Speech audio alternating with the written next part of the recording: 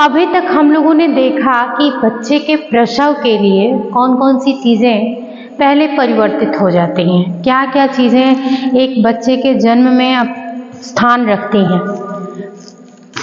अब हम लोग आगे की प्रक्रिया में देखेंगे कि अब बच्चे के जन्म से पहले माता के जो मनोवैज्ञानिक रूप से जो उसके मन में परिवर्तन हुआ है, ये सारी चीज़ें तो मैटर करती हैं। अब हम बर्थ प्रोसेस पे आगे आते हैं कि क्या होता है। देखिए, कंप्लीटली जो पूरी गर्भावस्था का समय होता है वह 280 दिनों या 10 चंद्रमास, या तो 280 दिन या तो 10 चंद्रमास, या फिर आप कह सकते हैं कि 37 वीक्स का जो टाइम होता है वो एक प्रेगनेंसी पीरियड के नाम से जाना जाता है। प्लस ये जो 280 दिन या 10 चंद्रमास या 37 वीक्स का टाइम पीरियड होता है, इसमें कभी कभी 7 दिन और जुड़ जाते हैं, या फिर 2-4 दिन कम या अधिक, जैसे कि बच्चे की स्टेज होती है गर्भाशय में, उसी अनुसार बच्चे की डिलीवरी होती है। इसे ही हम क्या कहते हैं, जब 280 दिनों के बाद बच्चे के जन्म की जो अवस्था आती है, जब वह माता के शरीर से बाहर आता है, उस प्रोसेस को हम क्या कहते हैं, डिलीवरी के नाम से या प्रसव के नाम से जानते हैं। अब ये जो प्रसव की प्रोसेस होती है ना, वो जनरली 2 टाइप से होती है। या तो वो डॉक्टर उनको ऑपरेशन के माध्यम से बच्चे को शरीर से बाहर निकालते हैं, और या तो फिर नैसर्गिक स्वरूप में या नॉर्मल डिलीवरी के रूप में भी बच्चे का जन्म होता है। तो अगर मेडिकली या हॉस्पिटल्स में जो डॉक्टर्स बच्चे को माता के गर्भ से ऑपरेशन के माध्यम से निकालते हैं, तो उसकी भी बहुत सारी कंडीशंस होती हैं जिनके आधार पर बच्चे को क्या किया जाता है, वो माता के गर्भ से बाहर निकाला जाता है। जैसे बच्चा आड़ा है, टेढ़ा है, बच्चे का प्लेसेंटा बच्चे के गले में फंसा हुआ है, या तो फिर माता को कोई समस्या है जिसकी वजह से वो पुश नहीं कर पा रही है, या उसको कोई बीमारी है। तो ऐसी बहुत सारी कंडीशंस होती हैं जिसमें बच्चे को ऑपरेट करके शरीर से बाहर निकाला जाता है। लेकिन जब बात हम एक नैसर्गिक प्रक्रिया की करते हैं, नॉर्मल प्रोसीजर की बात करते हैं, तो नॉर्मल जो डिलीवरी होती है उसमें प्रसव कुल 3 चरणों से होकर गुजरता है। इससे पहले भी, इन 3 चरणों के पहले भी जो डिलीवरी पीरियड में कुछ लक्षण या कुछ चीज़ें सामने आती हैं, जैसे कि गर्भाशय में संकुचन होना शुरू हो जाता है। जब डिलीवरी का टाइम आता है, यानी जो गर्भावस्था अपने अंतिम फेज में आ जाती है, तो माता के गर्भाशय में संकुचन प्रारंभ हो जाता है। संकुचन मतलब वो बच्चे को क्या करने लगता है, अंदर ही, मतलब जो गर्भाशय है वो संकुचित होने लगता है, सिकुड़ने लगता है, और कमर के पिछले हिस्से में दर्द होना शुरू होने लगता है। कभी कभी तो रक्तस्राव भी प्रारंभ हो जाता है। या फिर आप देखिए कि जो उदर की मांसपेशियां होती हैं पेट की, उनमें दर्द होना शुरू हो जाता है। जो एमनियोनिक फ्लूइड, कभी कभी क्या होता है कि बच्चा जिस थैली के अंदर रहता है एमनियोनिक फ्लूइड में, वो कभी कभी पहले ही फट जाती है, और जो पानी है, जो जल होता है, जो एमनियोनिक फ्लूइड होता है, वो योनि मार्ग से माता के शरीर से बाहर आने लगता है। और जो है, प्रसव से पहले जो प्रोजेस्टेरॉन हार्मोन है वो पूरी तरीके से सक्रिय होने लगता है।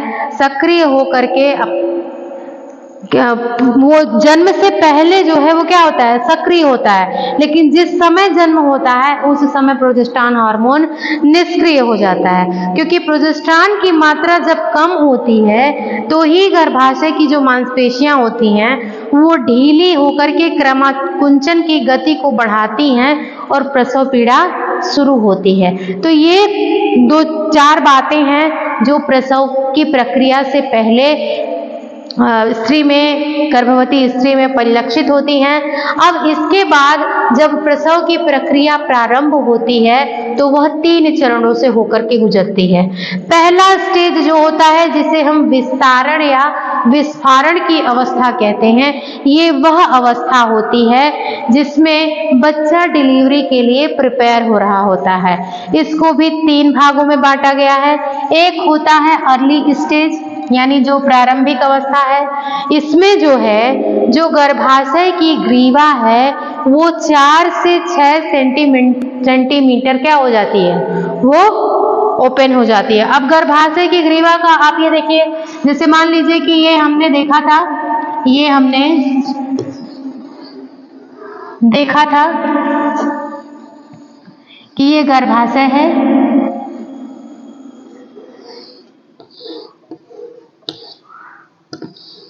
ये यहाँ पर कर्वेक्स है जहाँ से गर्भाशय बंद होता है, ये कर्वेक्स है, ये वेजाइनल ग्रीवा है, ये वेजाइनल नेक है।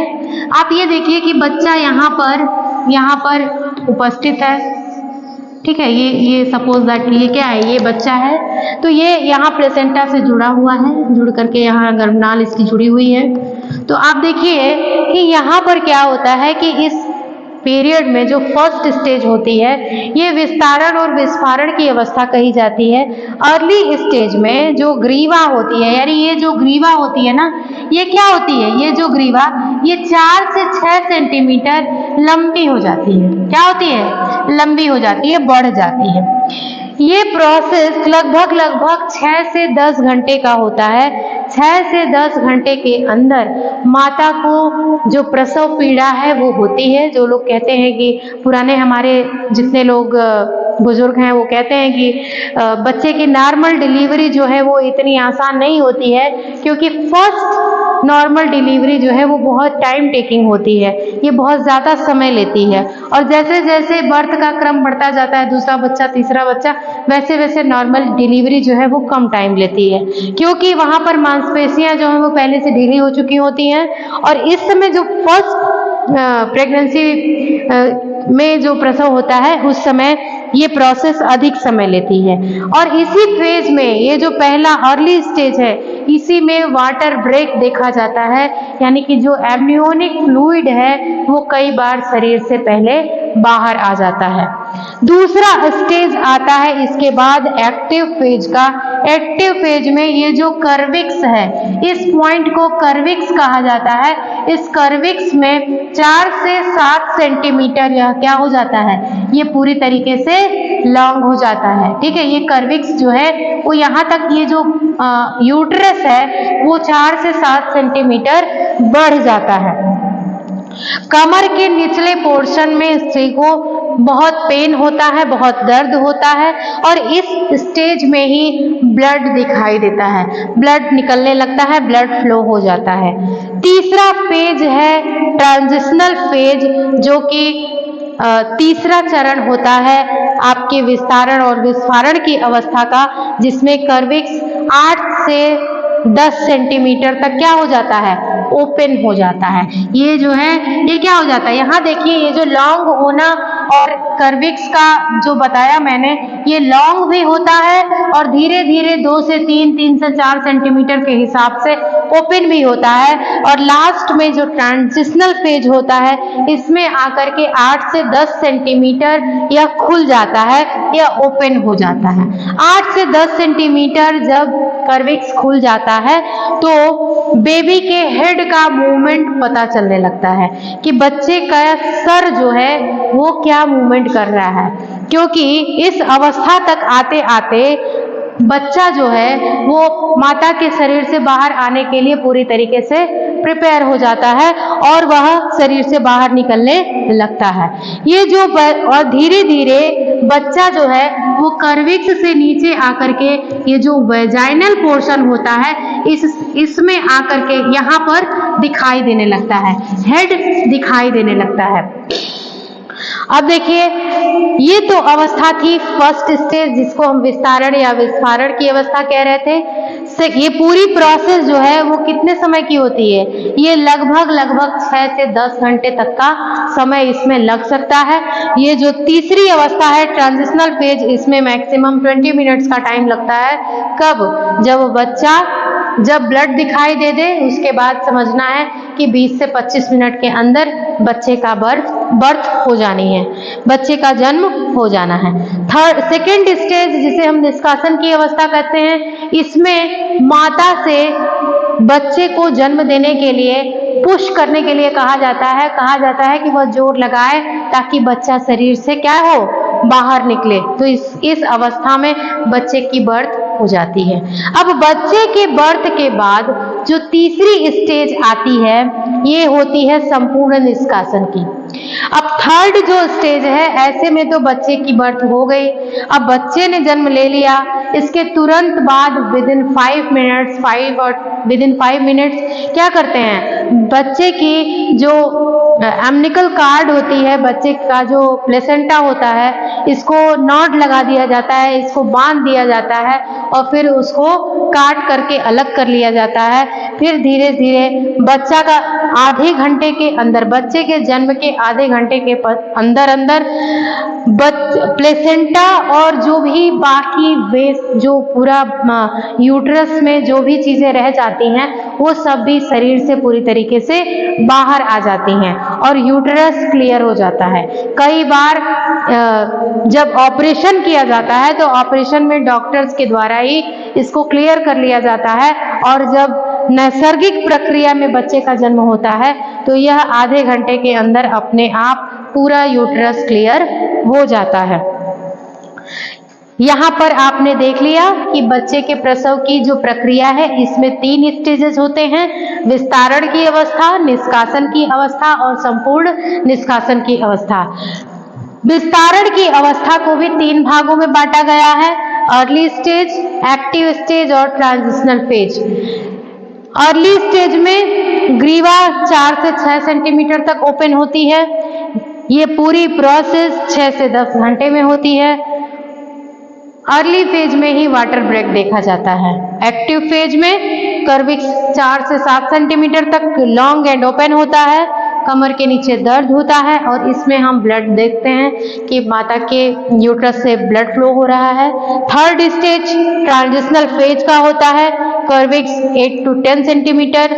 ये अंतिम 20 मिनट की अवस्था है जिसमें हम बेबी के हेड का मूवमेंट देखते हैं। अच्छा, एक बात क्लियर है कि बच्चे के नैसर्गिक जन्म के लिए पहले बच्चे के सर का माता के शरीर से, गर्भ से बाहर निकलना इंपॉर्टेंट होता है, क्योंकि बच्चे का सर पहले आता है तो ही पूरी बॉडी आसानी से बाहर आ पाती है। कई बार बच्चे तिरछे होते हैं, आड़े होते हैं, उल्टे होते हैं, तो ऐसी स्थितियों में जो ऑपरेशन होता है वही ज़्यादा सूटेबल होता है, ताकि बच्चे को भी आने के बाद जो उसको तो ऑलरेडी बहुत सारे समायोजन करने हैं, तापक्रम से करना है, उसको अपने श्वसन से करना है, उसका फेफड़ा चलना स्टार्ट हो रहा है तो वो श्वसन कर रहा है, वो चिल्ला रहा है, वो रोता है, तो उसके शरीर के बाकी सारे अंग जो हैं वो क्रिया करना प्रारंभ करते हैं। तो ऐसी स्थिति में आप देखिए तो बच्चे के लिए जब उसकी बर्थ के समय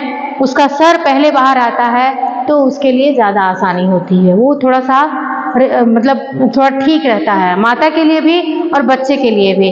कई बार माता पुश नहीं कर पाती है, बच्चे का सर अटक जाता है, अगर बच्चा उल्टा है तो ऐसी स्थिति में कई बार देखा गया है कि बच्चे को जीवित बचा पाना मुश्किल हो जाता है। तो पहले सर का बाहर आना ज़्यादा अच्छा माना जाता है। बच्चे के जन्म के बाद एम्निकल कार्ड जब काट ली जाती है तो उसके आधे घंटे के अंदर ही शरीर से बाकी का जो प्लेसेंटा और बाकी जो लेयर, जो पानी, जो ब्लड, सब कुछ यूट्रस में जो बच जाता है वो सब कुछ भी बाहर निकल आता है और यूट्रस क्लियर हो जाता है, बर्थ प्रोसेस पूरी हो जाती है। तो देखिए, बच्चे को जन्म देना, बच्चे के जन्म की प्रोसेस जितनी जटिल और जितनी कष्टदायक है, शायद एक साथ शरीर की 20-25 हड्डियों के टूटना भी उतना कष्टकारक नहीं होगा जितना कि बच्चे को जन्म देना होता है।